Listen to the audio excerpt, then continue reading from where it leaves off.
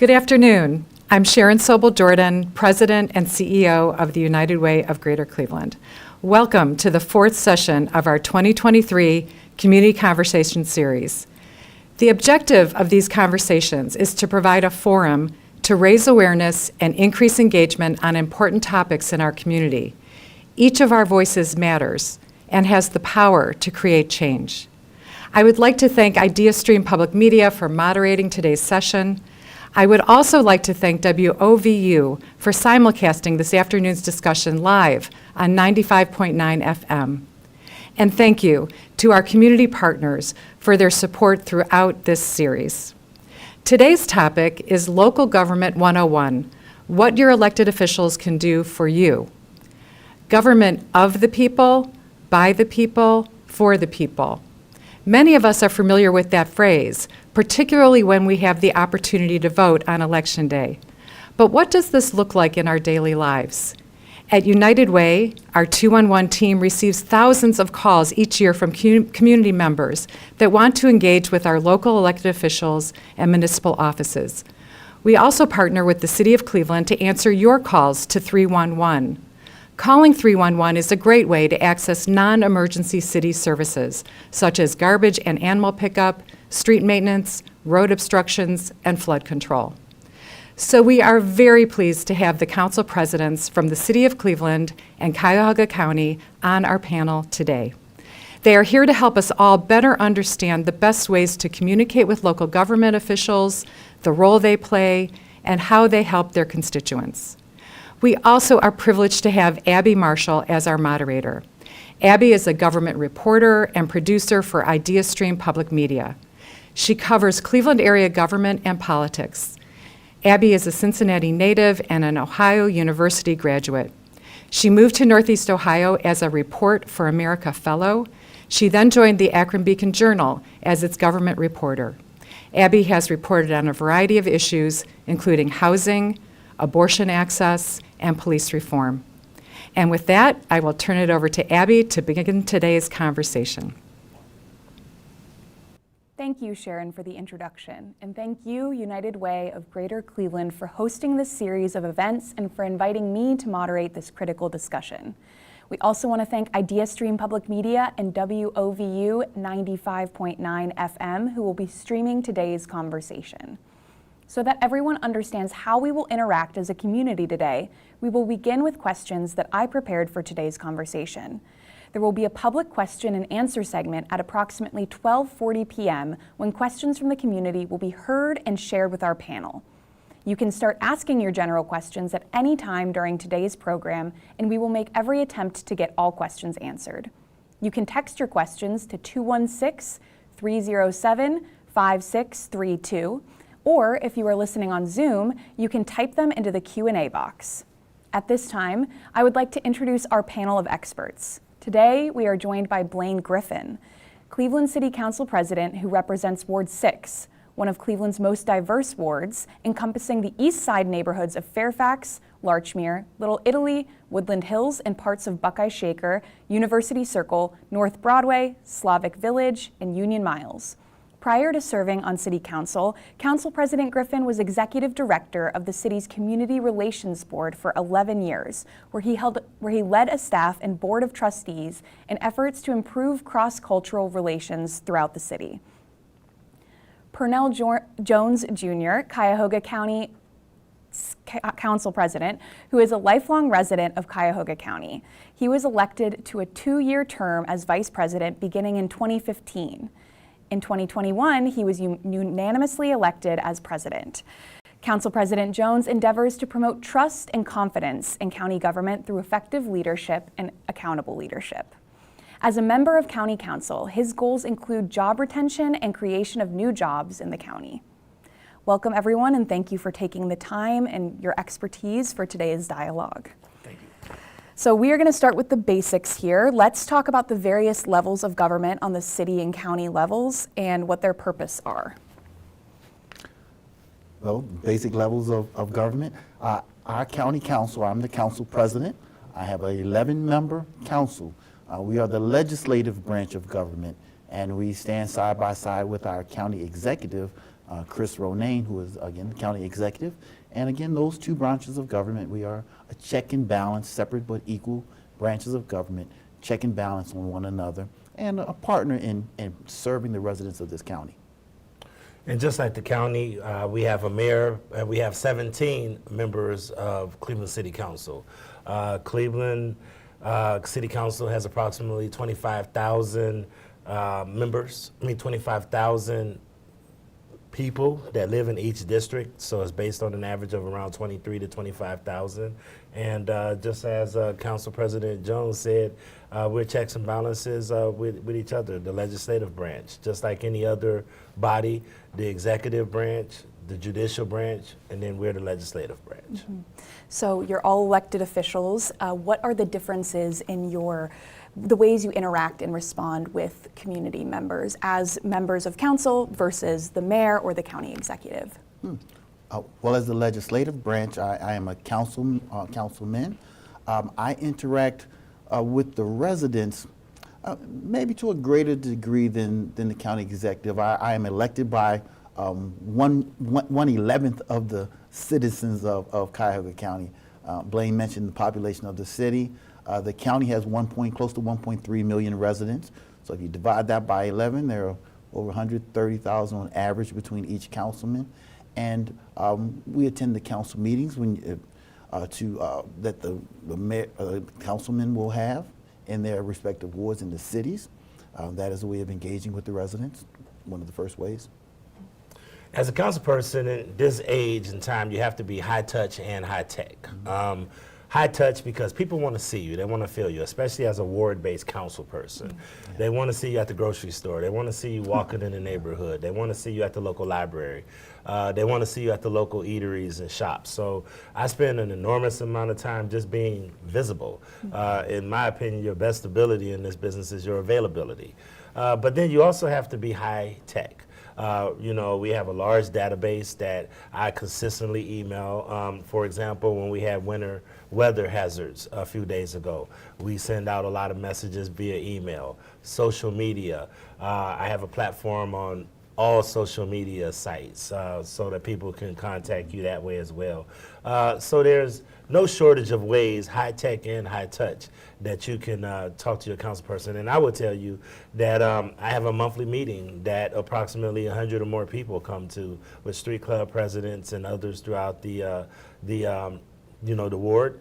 And then just letting you know my feverish work schedule, I probably would say 4 out of the 7 days of the week, I am at some community meeting in some capacity every night. Right. My role covering local government, it seems that the fundamental role of a council person is to help people, whether that's through legislation or through the things that you're talking about, taking calls, interacting with residents. It seems like there's kind of that push and pull of you're getting calls about, hey, I can't shovel my driveway today, but you also have to be at City Hall creating this legislation and passing it and approving it. So can you talk a little bit about that balance? Well, the balance, again, it starts with the needs of the residents. The needs can be very basic: food, water, shelter, those things. But there are higher needs for the residents as well. How do we make transformational change in just the housing stock of a community, their local businesses, just their quality of life? Our county, we have a mandate, 2 fundamental mandates: to deliver health and human services, and the second to grow the economy of this county. We have other things that we do: public infrastructure. We're doing road resurfacing work, public safety as well. We oversee our county jail at the Justice Center. So those are the fundamental duties of our county.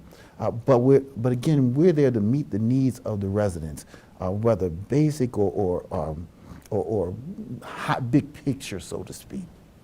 You know, when you're a council person, one of the things you have to be is a master translator. And you have to be able to translate between different systems, different people at different stations in life. And one of the things that I will tell you is, that's a very important question that you're asking, because there's a train of thought that some people believe that we should just be locked up in a room at City Hall and 601 Lakeside, write policy, pass budgets, and not do direct service. But you have to ask yourself the question, who is government supposed to work for? And if government is supposed to work for the people, by the people, then you have to really do what Councilman Jones just said, listen to what people need. And I would tell you that probably 70% of what I do and how I provide services for people is not technically in the job description for Cleveland City Council, but you have to respond to the needs of people. Government has to meet people where they are and has to be able to be a master translator to be able to, navigate between the boardrooms and the streets. And that's what I pride myself on in order to try to help people understand that, because a lot of people don't really understand what a council person is supposed to do, but because you are the closest with the people, most people come to you. They may not talk to their president, they may not talk to their congressperson, they may not talk to their governor, may not even talk to the mayor, but they will talk to their council person. They will pick up the phone and in some cases just come and knock on your door. Right. If Absolutely. I could add to that, people know the city. They know their respective cities. Sometimes they don't know the county. Right.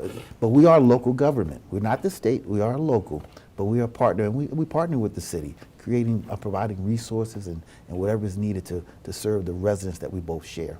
Yeah, absolutely. A point that you brought up, Council President, is being a master translator. And as a journalist, I absolutely understand that, especially with local government issues. It could be very difficult and convoluted to explain some of these processes to people. So I think that that's a chance for us to work together, which we often do, as you guys know. So one of the things you brought up was collaboration, county, city. Can you talk a little bit about how you work together and maybe some of the differences between what you do versus what you do? Well, we are two separate governments, obviously, but partnership is critical. If we go back years ago, let's go back to the early 90s, one of the greatest collaborations between the city and the county were the creation of our sports teams, the facilities, the Rocket Mortgage Fieldhouse, as it's called today, the baseball field, it was Jacobs Field back then, Progressive Field now. But those were opportunities to partner, to create facilities that benefit the residents of this community and strengthen our region. But we have many collaborations. We collaborated during the coronavirus, strong partnership there. And it's something that we are continually working and searching to, again, find partnerships and not duplicate services, but find ways to partner. Well, Cleveland is a big city in a small town. And one of the things that you'll find is that a lot of people have relationships with each other. Me and this gentleman have a long relationship, and it's nothing like being able to pick up the phone and say, hey, what you hearing about this? What you think about this? And being able to have a partner at the county level to do that. You don't have that in every government structure. So that's important, to be able to have those relationships across this county and across this city. But I want to pivot to something that you said, and I hope that we spend some more time with that. I think the media has a tremendous role and responsibility in what we can actually do, because they don't even teach civics in class anymore. So a lot of people don't even understand the separations of government. I can tell you there's a lot of misinformation and disinformation about what government is supposed to do. And then a lot of people look at us as council people, they come to us for an enormous amount of social services. Well, our city budget and our taxpayer dollars have to go towards personnel and police, fire, EMS, street repair, garbage collection, all of those different things. So we don't always have the capacity to do some of the social needs that are needed. So we have to have collaboration with the county because they're the social service safety net.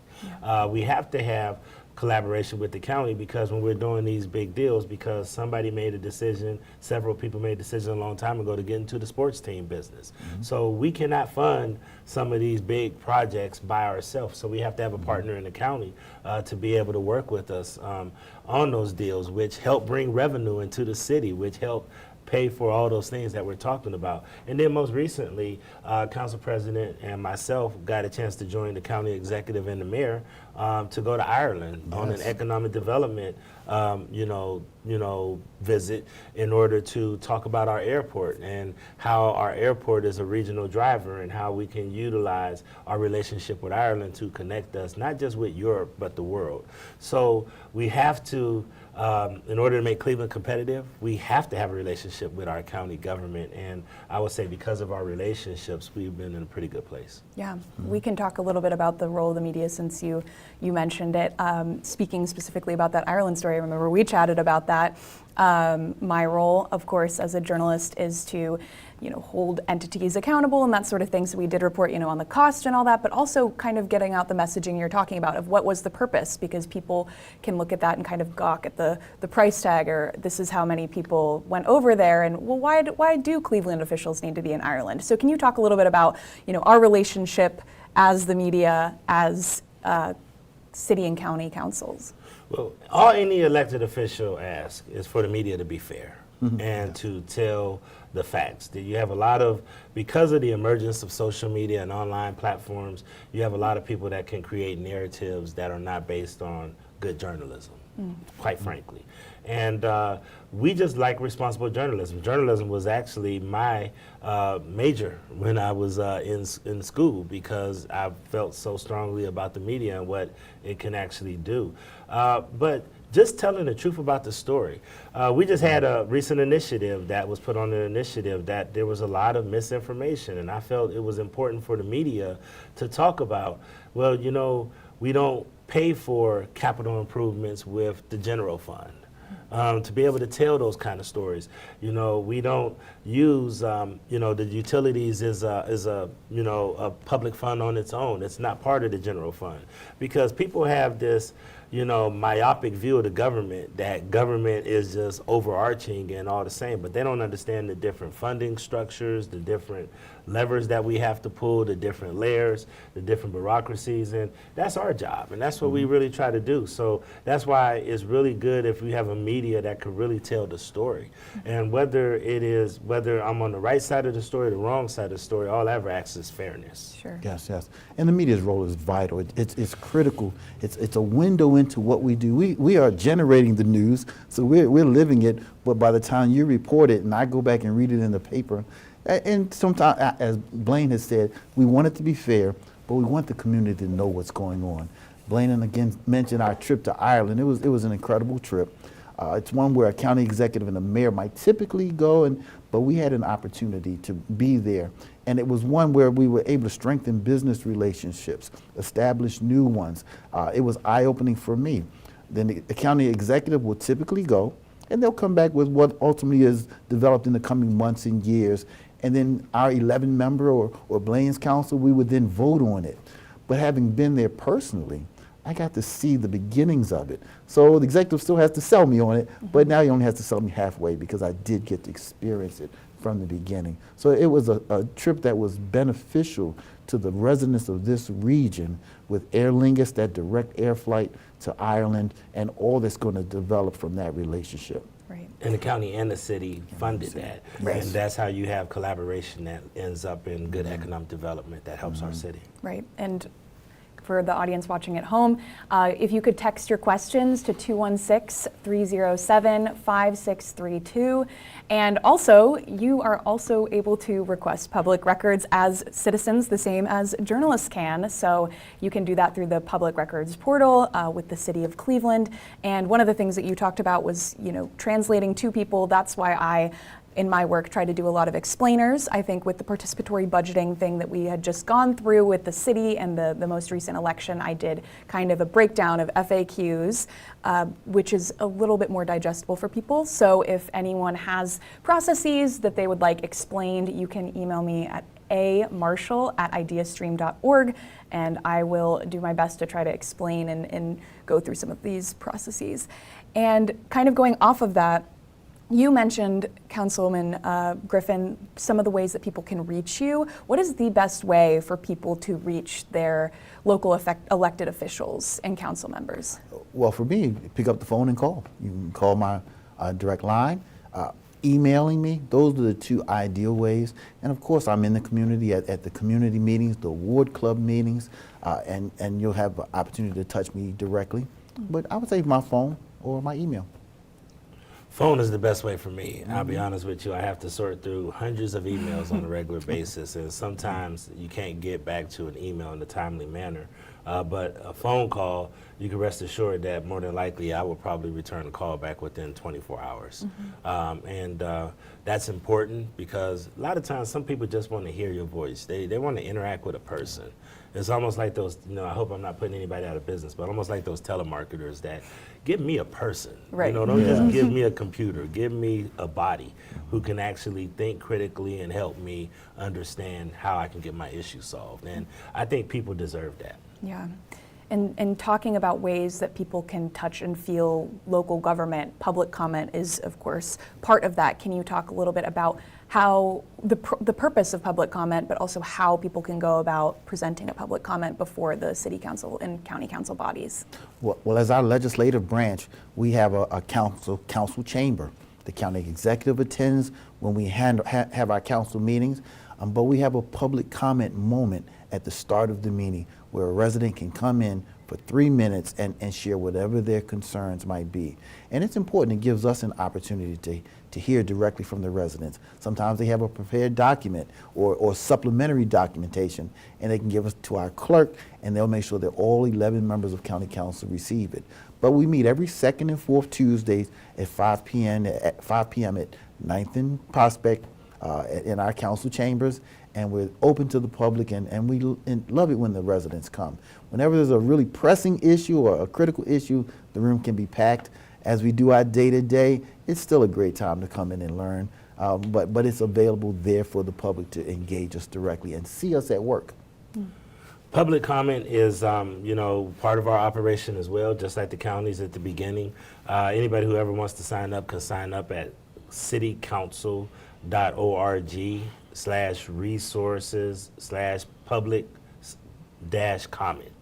And the reason that I wanted to make sure to get at, because you have to go online and you have to, register to do public comment. But I will say this about public comment. We're having some growing pains with public comment, and the reason that we're having growing pains with public comment is because a lot of times people that are not Clevelanders that want to talk about international issues and other issues sometimes drown out the voice and drown out the perspectives of Clevelanders. And we're struggling with how we can right-size that. It has led to some other things around safety concerns because some of the comments and commenters have gotten pretty aggressive with members of the public and others. And we're going through some growing pains, but at the end of the day, we do have a public comment process, and anybody can sign up at that area that I just mentioned. If I could add to that, because Blaine is right about, people are passionate. There are important issues that people want to discuss, but you have to do it in the right way. We don't have cheering or jeering. You may support an issue, but we're not going to have the whole room break out in clapping or in disapproval. There's going to be respectful, and everyone's going to have an opportunity to speak. That's an important part of having this public comment, that it is structured in a way that everyone gets the opportunity to express themselves at this moment. And I'll say this as well, the parking is free. Come on down and park in our county parking garage. Come on in and the clerk will validate your parking, so you don't have to figure out where to park. In all this great city, this is where you get to park for free. Come on down and see us. And parking is free for city councilors too. You can park on the surface lot behind City Hall. I'm not sure if everybody knows that, but parking is free to come to a Cleveland City Council meeting as well. Great. And those rules for public comment, I believe, are available online. They're online. Yeah. So kind of going off of that, you mentioned that maybe some issues are brought forth that don't really have to do with City Council. Could you talk about when people might best reach out to maybe the mayor or their local legislator or whoever, and how they might go about that?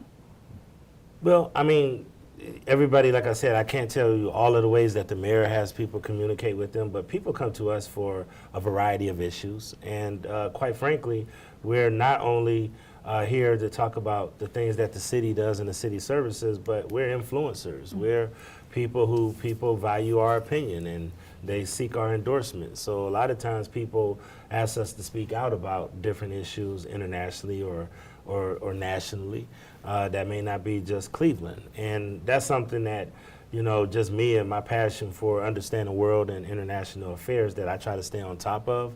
But at the same time, it's a matter of how you pick and choose where you insert yourself, and that's one of the things that I think the mayor would have to speak for himself.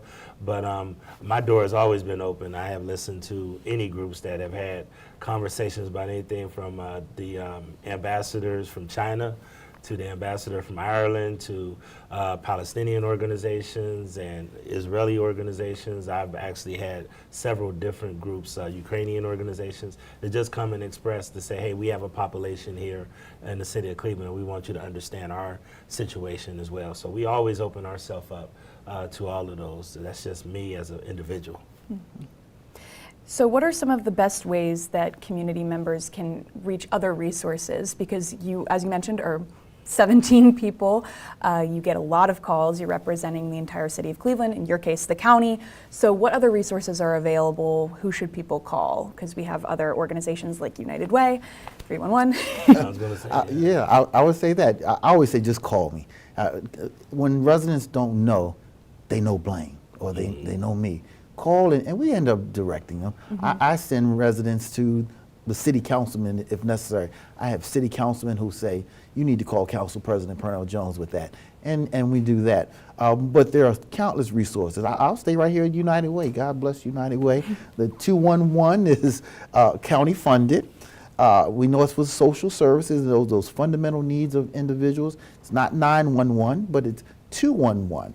And I'll give you a quick story. I thought it was funny. I was in a first ring suburb, and a resident came up to me after the meeting and said, well, Councilman Jones, I just want to thank you for telling me about 211 at a previous meeting. She said, I live with a gentleman, and my mom wasn't too happy about it, but that was what it is. And it was time for me to change and move on. And I needed him to leave our home, or my home, her home. And he said, and I asked him to leave. And he said to her, well, where am I going to go? And she said, I don't know, call 211. Now, it was funny to me when she said that, but it was a social service. He was able to get help. It was empowering to her. It was empowering to her and helpful to him. You know, so in a funny way, it was an important story where she was able to, again, be empowered, and he was able to get help. And she felt she wanted to thank me for having mentioned it before. But 211 provides social services to the most fundamental needs of an individual. And if you hadn't heard of 211, it's there and available to you.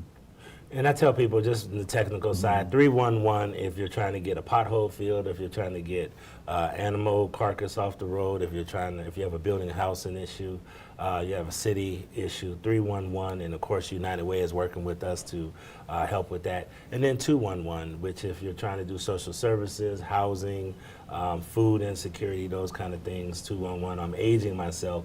I can tell you when it was 436-1000. So the fact that they changed it to 211 is amazing.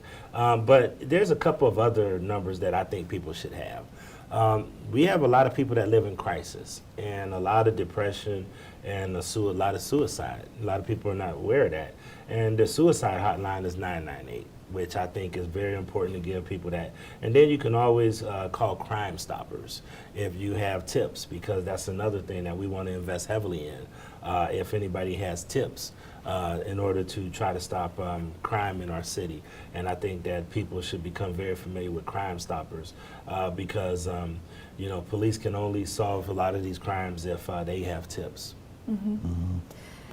So what are since this is Government 101, can you kind of walk us through the process of legislation going through, committees, the council at large, that sort of thing? Well, when one of the greatest powers of an elected official, of a legislator, is to make laws. We make laws to create a lane for people to operate on. We know you make a law that says you're not supposed to do something, but it does imply that there's a lane for you to operate on. And that's what we want to do, create an environment for the citizen to be successful. So when we're making laws, it may start with the council member writing a piece of legislation.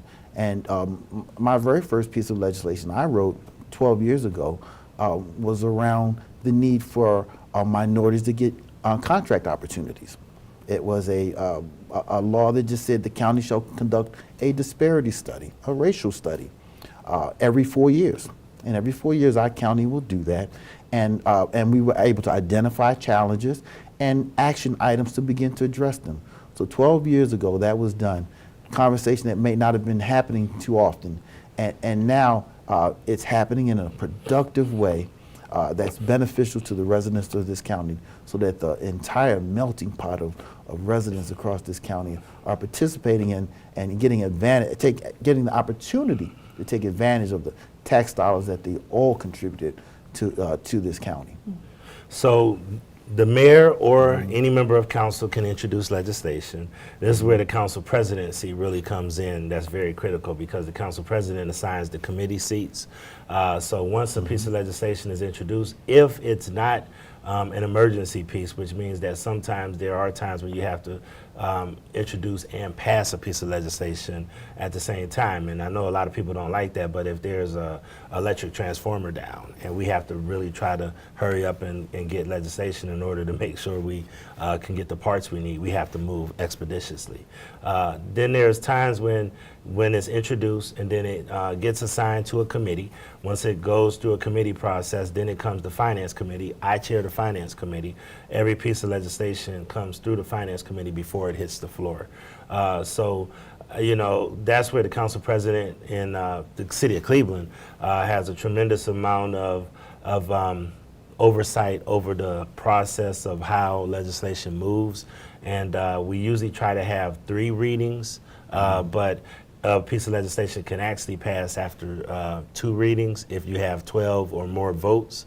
And if you have 9 out of the 17 votes, then it would have to go to a 3rd reading, except for the budget. The city budget that we have to submit to the state. We have to have that one 3 readings. So it has to be passed, it has to be introduced, passed, then sit and have 3 readings. So that's what we really try to do with the budget. Yeah. And the county has a similar process.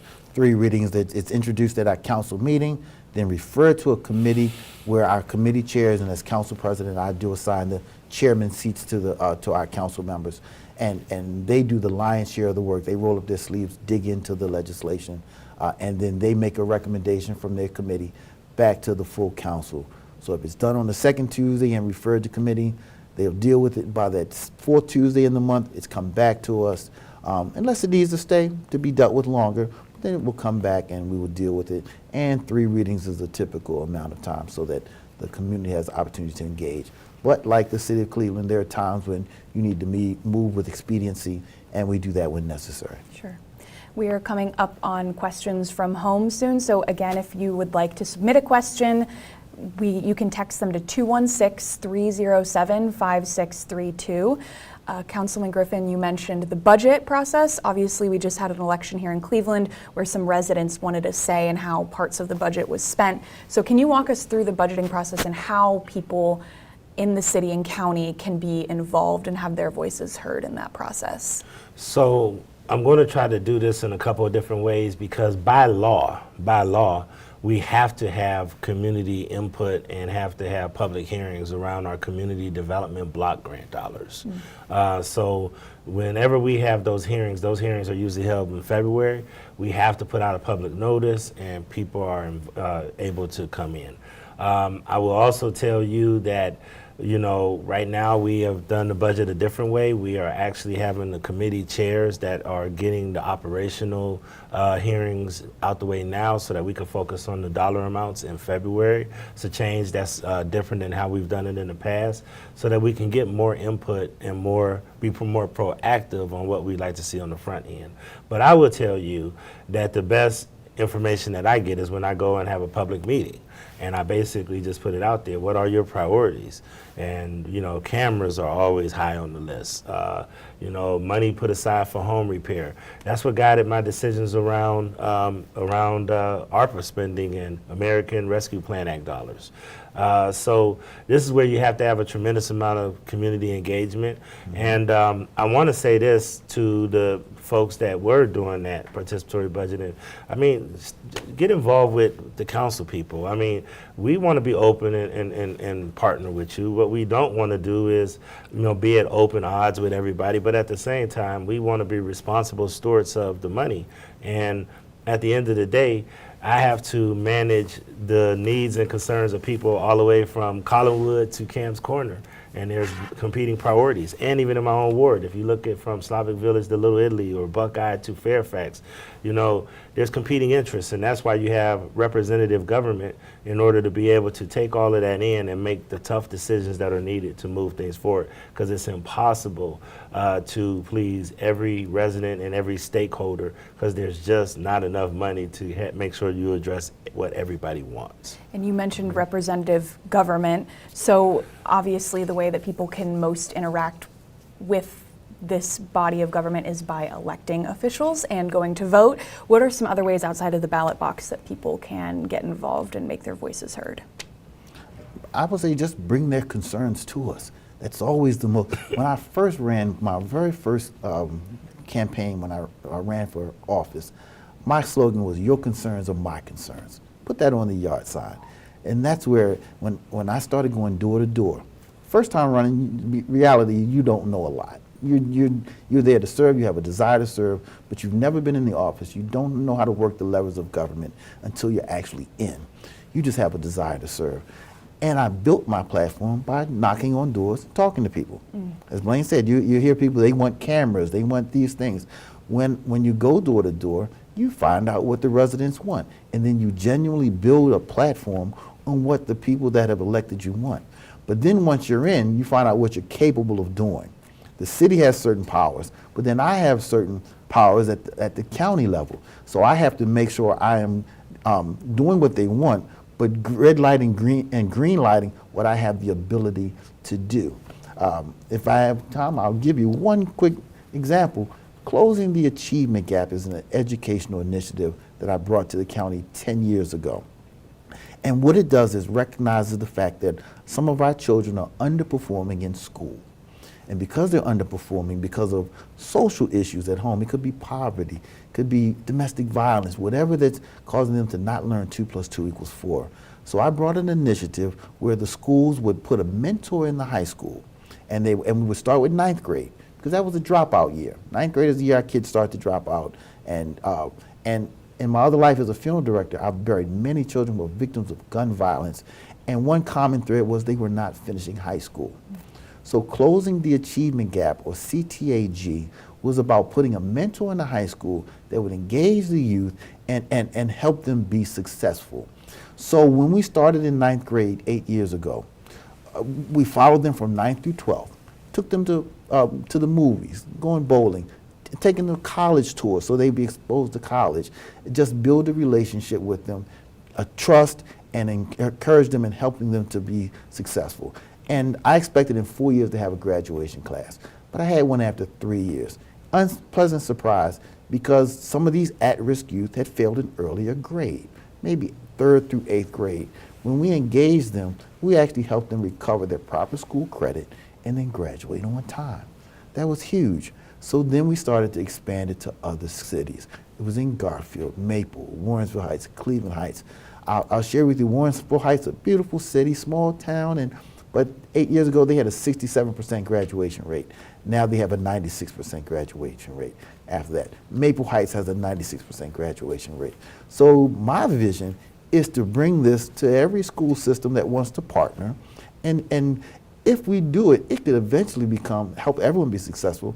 It could become a business attraction model. Yeah. To have your children graduate and be exposed to so many positive things, it would literally bring business to this community. Yeah. So it's a long-term vision. Yeah. And that's those bigger picture things than just the meat and potatoes of necessary day-to-day needs of water, shelter, clothing, those things that we also do. I think that that's really important. One of the things that you mentioned about going door to door and talking to people, I'm from Cincinnati, I'm not from the Cleveland area, so coming to Cleveland, I didn't really know much of anything or anyone, so just being out and talking to people and being in the communities that I'm reporting on was really important for me to get kind of caught up to speed, but also know what's actually relevant to people, because I think it's easy to get confined to the walls of City Hall sometimes, and what's ultimately important at the end is the residents and how what you're doing and what I'm doing is serving those people. So I think that what you're talking about too with this multidisciplinary approach to address problems is kind of the same as like the media and government. So I think now we are going to take some of the questions submitted by the people at home. So one of the first questions is, what encouraged you to become a government official? Well, I never really expected to try to become a government official. I was working with at-risk young people and gang affiliated. I don't like to say the word gangs often, but group member involved individuals. And I seen how a lot of them were being treated in the judicial system. So I started advocating for them, and as I advocated for them, I got a chance to meet a lot of judges, and then by the chance of getting to meet a lot of judges, I met a lot of other elected officials. So I started out a lot behind the scenes, helping other people get elected. I helped the former mayor, Frank Jackson. I was his deputy campaign manager, so I was able to help, a lot of people be successful politically, Stephanie Tubbs Jones and others. However, in 2017, the Ward 6 council person fell ill. Now, I ran for office before and lost, but when she fell ill and she subsequently has passed away, they wanted somebody to take her position, and she asked me. And I came in and took a pay cut to do it, but I thought it was important to come and be of service to my community. And, I think that public service is an honorable profession. And I love it because at the end of the day, I love people. And I once heard a saying of somebody who once said that people don't care what you know unless they know that you care. Mm-hmm. And the people of that neighborhood where I live at on Larchmere, right there in Larchmere, MLK area, been a mainstay there since the 1990s. And, quite frankly, it's an honor and a privilege to serve my community and the city of Cleveland. My experience, there were two main things. The first, being a funeral director by profession, we were looking to build a new funeral home, and we couldn't get a loan. This is the late 90s. We could not get early 90s as well. Couldn't get a loan. Mayor Michael R. White, he stepped up and said, banks, if you don't lend to the residents in this community, then we're going to deposit our money elsewhere. Okay? And with that pressure, he was able to bring a bank to the table that helped our business specifically amongst many others. But he mentioned us. And with that, he was able to help us get that loan.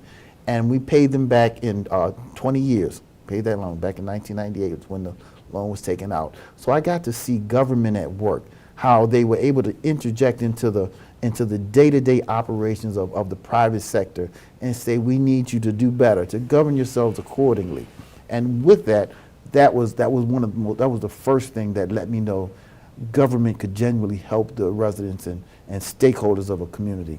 But the second thing, and the most immediate and impactful thing that led me to run, was when Frank Jackson, who was my city councilman, he came to me and asked if I would be a part of a weed and seed initiative, a neighborhood strategy to weed crime out and seed good things into the community.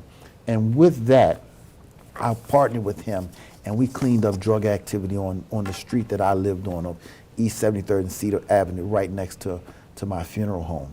So when that drug activity was cleaned up, to be honest, my wife wanted to move to the suburbs. But my business was there, my church, my community, everything that I was there. And I was willing to move, but when Frank Jackson gave us that opportunity, we cleaned up the neighborhood. We built, new homes were built on my very street.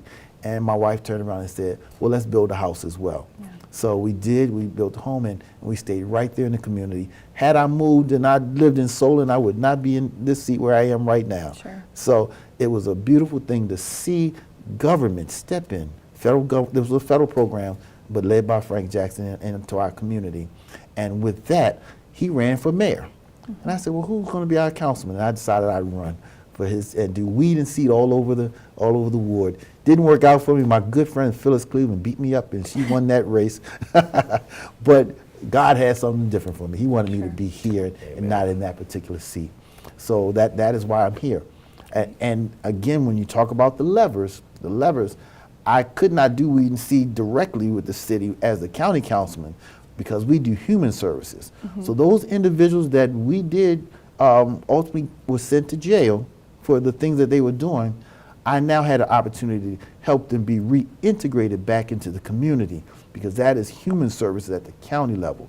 So the reentry population was one that I spent a lot of time focusing on, not just children in school, but those that were not in school, that dealing with those challenges, helping individuals come back into and be successfully reintegrated back into the community, the reentry population. Yeah, and I'm with you. I have a similar view of living where you're serving. I live within the boundaries of Cleveland. I think that's important. That's right. I cover it, so I feel like I need to have a stake in it, and that's the best way for me to understand the needs of the residents and stuff. So I think that's a good point.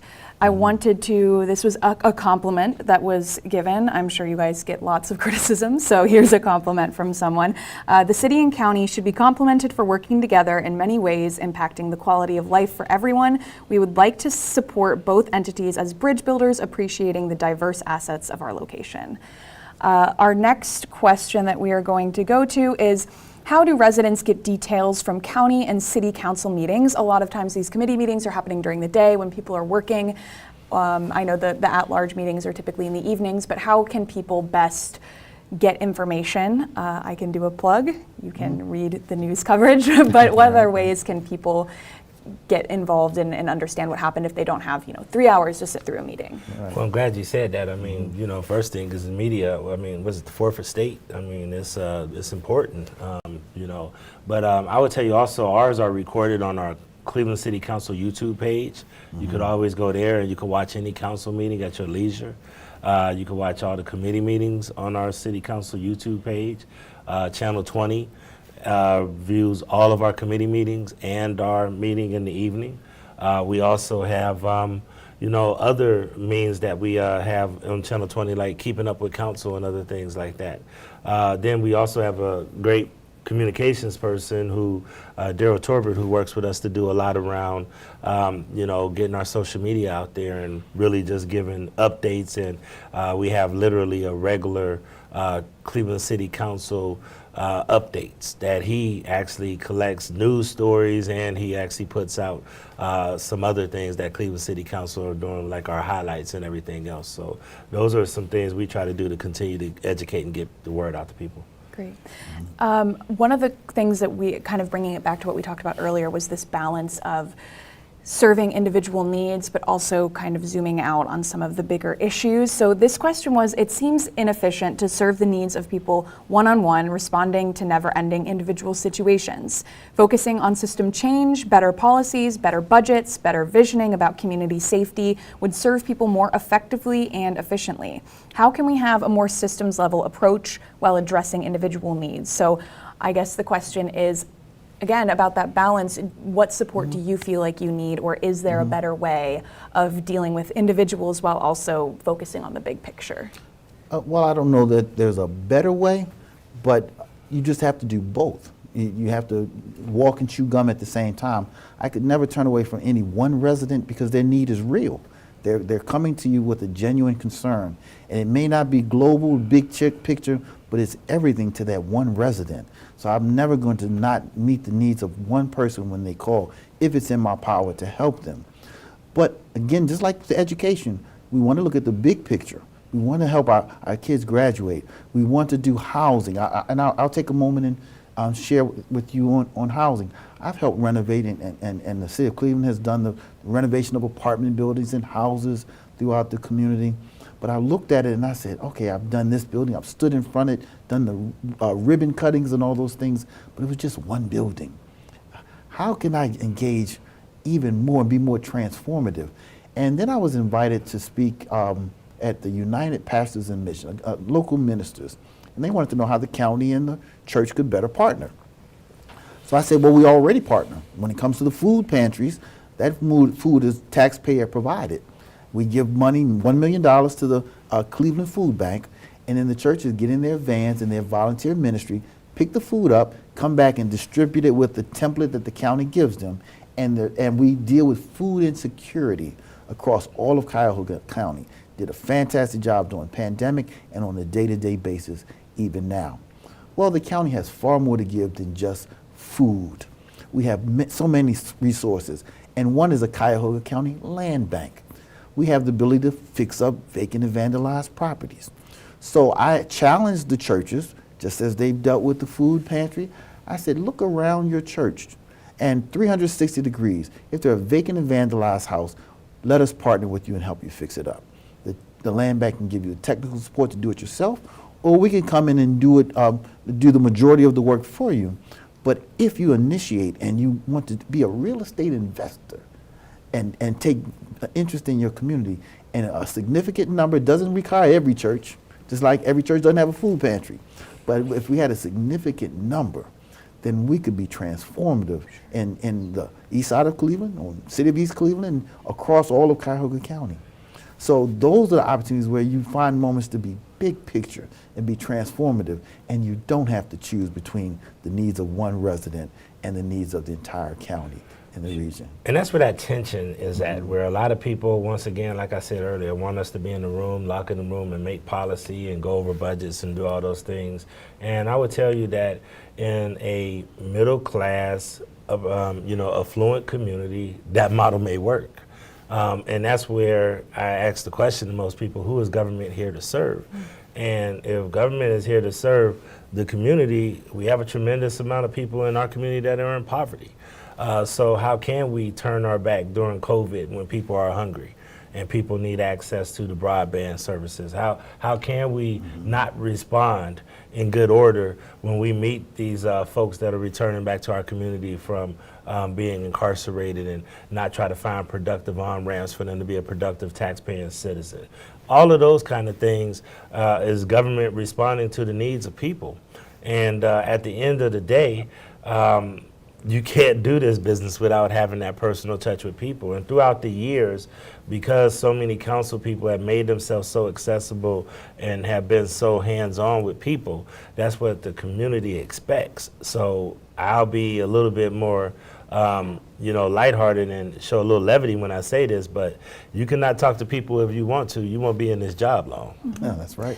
So it sounds like community partnerships are a good way to kind of bridge some of those gaps that we're talking about. And yeah. They are essential, and if you don't do them, you won't be here long. So a few questions about public comment. Someone said, there is some discussion about limiting comments at Cleveland City Council meetings to residents only. There are many individuals who don't live in Cleveland who have interest in what happens to Cleveland. How can those individuals get involved? And I just wanted to clarify, from my coverage at least, it doesn't seem like that is, that's been brought up, but that's not one of the rule changes. No, that's not one of the rule changes. And the other question about public comment is, the online registration to comment at city council meetings presents some limitations for individuals who do not have internet access. How can people without internet access sign up to provide public comment at a city council meeting? They can always call Cleveland City Council clerk, and the Cleveland City Council clerk has fielded calls and actually has done a paper submission for a lot of people. The problem is when somebody has a hot issue, they flood those spots and fill those spots very quick. And that's the challenge, and that's one of the things why we're looking at what can we do to do it. And I want to say this because this is very important. A lot of people give us a lot of flack at Cleveland City Council, but we're trying to make some adjustments to public comment in order to broaden the discussion, in order to give access to more people who are disenfranchised and who don't have an opportunity to speak up. Because oftentimes the special interests control the day. And we're trying to find ways so that it's not just about special interests controlling the narrative, but that everyday Clevelanders, the lady who, like my good friend Wanda Chestnut Hill, Pastor Wanda Chestnut Hill, who came to Cleveland City Council and said, hey, these cars keep running into my church. And what happened? It resulted in her in Ward 6 being able to get a guardrail. Those are the kind of things that we want everyday people to be able to advocate for their issues and not be drowned out by the special interests. But we also know that it's a delicate balance because we don't want to limit free speech. We're all Americans. We all believe in, the right to free speech. But we also want to make sure that people should not have a right, as Councilman Jones said, and I'm actually going to share some notes with him. You shouldn't be able to come in and just take over and disrupt a public meeting. A lot of times we have to manage the passion with the putting the guardrails in place so that democracy can actually work. And it's a difficult thing because whatever we do is going to be scrutinized and criticized. But at the end of the day, that's what we're here to do. Great. We have time for one more question. So going back to one of the things that you, Councilman Jones, were talking about with basic needs, housing, food, that sort of thing. This question is kind of twofold. It talks about the lack of shelter space and housing for people who are unhoused in Cleveland area. And this other question says, what are some social or human service issues that local government is currently working on or a part of? All of those basic needs. Health. We partnered through our levy that you'll see on March.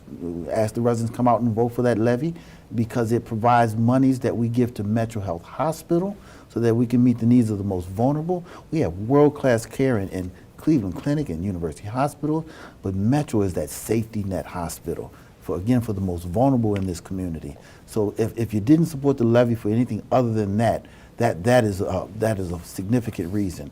When I mentioned the schools and the raising of the graduation rate, the increasing of attendance and reducing of suspension and dropouts of our children in school systems across Cuyahoga County, that is done with those health and human service dollars because this is a health and human service need. It's just being laser focused into the school where it's measured in terms of grade and attendance. So health and human services is fundamental to what we do and to the needs of these residents. So in 2020, we declared racism as a public health crisis in the city of Cleveland. And we really wanted to focus on a few different pillars. And one of the things that it's pretty much 5 different pillars that we wanted to deal with. One is housing and infrastructure, which by virtue of our aging housing stock, we have challenges in the city of Cleveland. We've taken that as a priority in the city of Cleveland to provide more affordable and truly affordable and market rate housing. Really trying to make strong investments in infrastructure, which is why I did not support the initiative that was put out there because it would have eaten into a lot of the money that we use to try to repair infrastructure. We know we have disparities in health. We've done a lot of things around passing legislation as well as I spearheaded a $115 million effort to raise money for resources around lead. Education, to say yes and working closely on a lot of the educational initiatives. Criminal justice reform. And then, also really working on wealth. All of those things are the priorities of Cleveland City Council because we have to bring back population and have to make safe and healthy communities. Great. Thank you both for your responses and for your time. So now we are coming to an end, and I would like to introduce Miriam Kiefer, the Director of Public Policy at United Way of Greater Cleveland, to close our event. Thank you, Abby, for moderating today's discussion, and to Cleveland City Council President Blaine Griffin and Cuyahoga County Council President Pernel Jones Jr. for an engaging and informative conversation. Thank you, Ideastream Public Media and WOVU 95.9 FM, who live-streamed today's conversation. And thank you for joining us today and being part of the dialogue on this important topic to our community and elected officials. United Way of Greater Cleveland's 211 program is available 24/7, 365 to connect community members in Cuyahoga, Geauga, Ross, Darke, and Belmont counties to a variety of essential community services. Information on our next panel discussions will be available on United Way's website at unitedwaycleveland.org. All community conversation events are complimentary and open to all. Thank you for being with us today and have a good afternoon.